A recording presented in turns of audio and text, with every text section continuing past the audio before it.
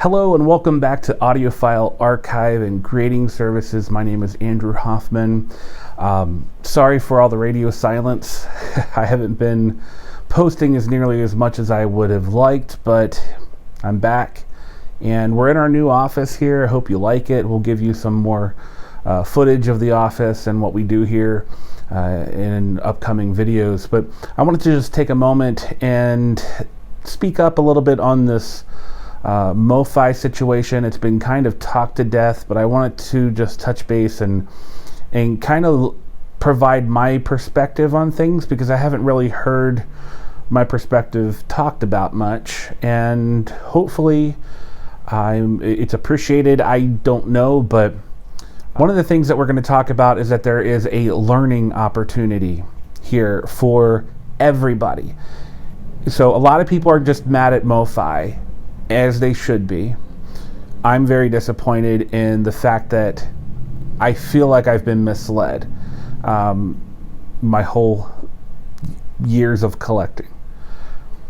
But also there's a learning opportunity for the influencers here on YouTube and on user forums and blogs and things like that, but then also the consumer. So everybody can learn from this experience, and I'm going to explain how.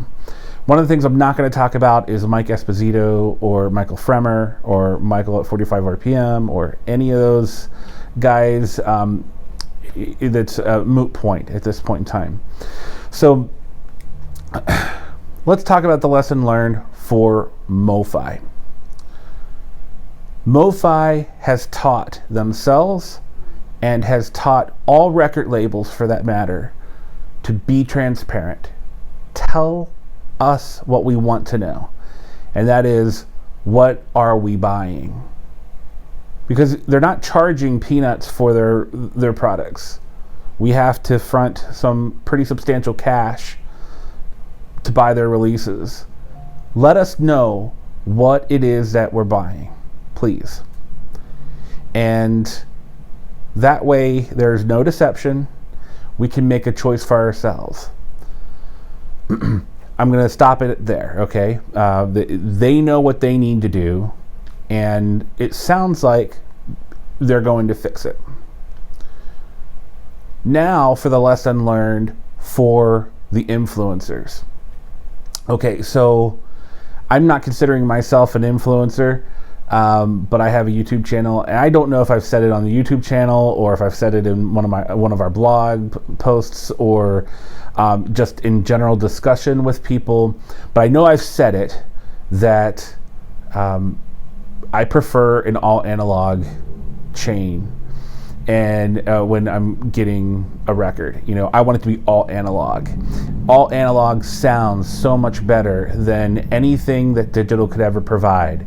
I've also said, ooh, digital. I don't like digital. I was even working on t-shirt designs and sticker designs to kind of bash digital, to be a analog fanboy. And, I've actually put all that on pause for right now, because of this whole situation, because I have learned that I'm wrong and I have to save face. And I think that it's the case with most people that have been saying the same things. We've had to save face. And where we came out and said digital is terrible, I'll only buy all analog, and that is why I buy MoFi.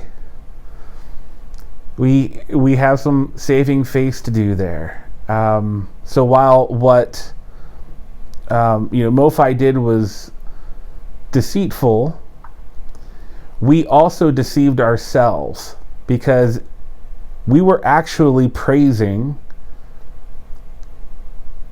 pressings that were sourced from a digital source. And I've had to take some time to reflect on that, because I really like some of those pressings. And this has also taught a lesson to the consumer. So for consumers, we need to buy with our ears. We shouldn't be buying based off of hype stickers. We shouldn't be buying based off of somebody else's opinion. We should buy with our ears. Listen to it. If we don't like it, sell it. If we like it, keep it. But don't check off boxes like, ooh, it is digitally sourced, so I'm not going to like it. We should test it first. See if our ears are okay with it. If our ears are okay with it, then it's good. It shouldn't make a difference. So the record labels need to do their job. Let them do their job. Record labels' jobs are to give us the best possible experience. Hands down. That is their job. I want to be able to love the packaging. I want to be able to love any photos that come with it. I love seeing thought being put into essays that are included with albums. Not all of them have to have it, but especially if I'm paying up, I want to see that kind of stuff. And then I want to be able to feel good about opening up and holding my record in my hand. I want to be able to feel good about when I hear the needle drop and listen to the music. I want to be able to just love the music. And that's ultimately what it's about. Enjoy the recording. So as long as the record labels are doing their jobs, I'm okay with that. But I need to know what I'm buying. I need to know what is involved with the process. Mike Esposito, I promised I wouldn't talk about it, but he mentioned something in his video about, and with the video at MoFi, about having a standardized way of describing how the record was made. AAGS is in full support of such a standard.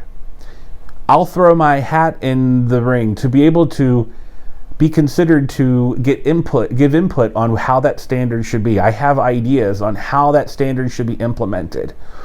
I would love to have some sort of standard, whether it be on a hype sticker or be on the back of the sleeve or be on a website somewhere that we could look at and say, okay, this is exactly how this record was made. And I'm going to say that I'm also in full support of not putting the record back into the bin at the record store if I see that it was sourced with digital.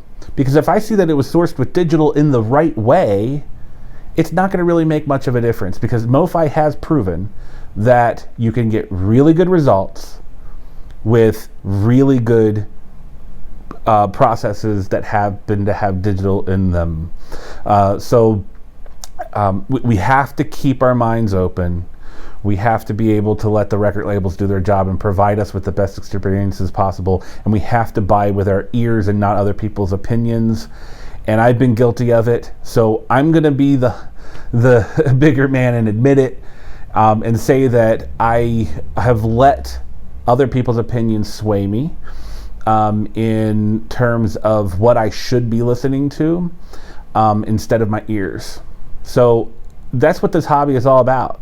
At the end of the day, we should just enjoy what we're listening to, enjoy collecting, and we shouldn't be getting into this whole he said, she said, and mudslinging and all of that stuff. If everyone's doing their jobs and we're collecting for and listening for the right reasons, we'll be okay. These videos that are coming out saying that the vinyl record industry is possibly going to die because of this, I don't believe it for one split second. I am disappointed in MoFi. I will still be buying MoFi. Why? Because I've decided I'm going to buy with my ears and not a rigid stigma that is going to set up and dictate everything that I collect. So that's all I'm going to say about that. We will have some more videos coming out soon. Like and subscribe. We have some pretty big announcements coming out here. Some really exciting things to show you all. Some really neat projects that we're working on that are very, very soon to come. So stay tuned. In the meantime, keep on spinning the good stuff and have a good one.